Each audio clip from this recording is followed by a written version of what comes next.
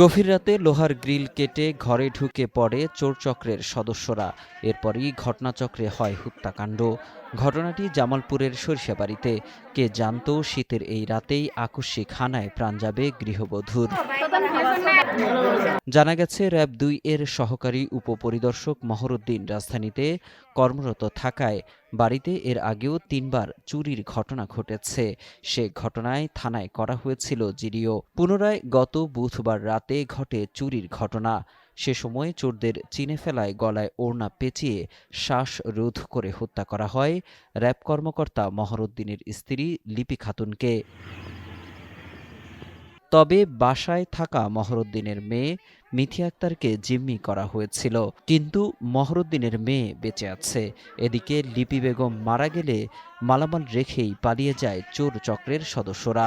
এখন হয়তো সে ঢুকার পর হয়তো সে চিনে ফেলছে, আর আমার আপু হয়তো ভাবছে যে গেট তো লক করা, হয়তো দরজা খুলে দেখতে গেছে যে কে আসছে, কিন্তু সে তো জানে যে গ্রিল কাটে ভিতরে ঢুকছে। দরজা খোলার সাথে সাথে হয়তো ভিতরে গেছে, যার পর হাতাহাতি হয়েছে অনেক।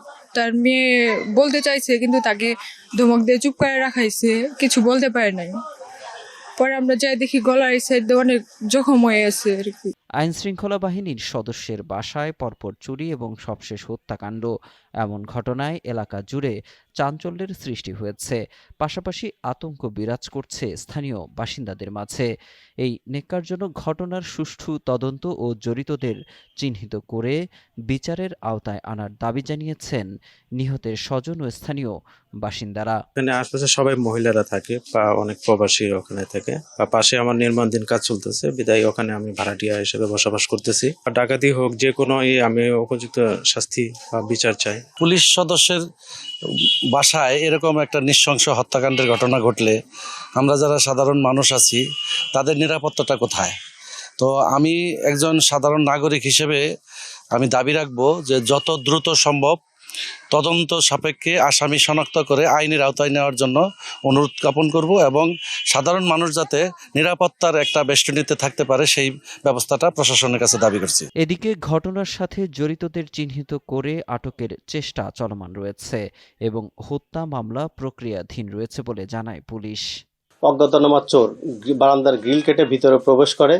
তার ওয়াইফ লিপি আক্তার চোরের ভিতরে প্রবেশ করা বিষয়টি টের পাইলে চোর প্রথমে তাকে মুখ চেপে ধরে, পরে তার ওড়না পেঁচিয়ে শ্বাসরোধ করে হত্যা করে পালিয়ে যায়। আমরা খবর পেয়ে ঘটনাস্থলে গিয়ে লিপি আক্তারের লাশ উদ্ধার করি, সুরতাল করে পোস্টমর্টমের জন্য মর্গে প্রেরণ করেছি। আইনগত ব্যবস্থা প্রক্রিয়াধীন এবং আসামি গ্রেপ্তারের জন্য অভিযান চলছে।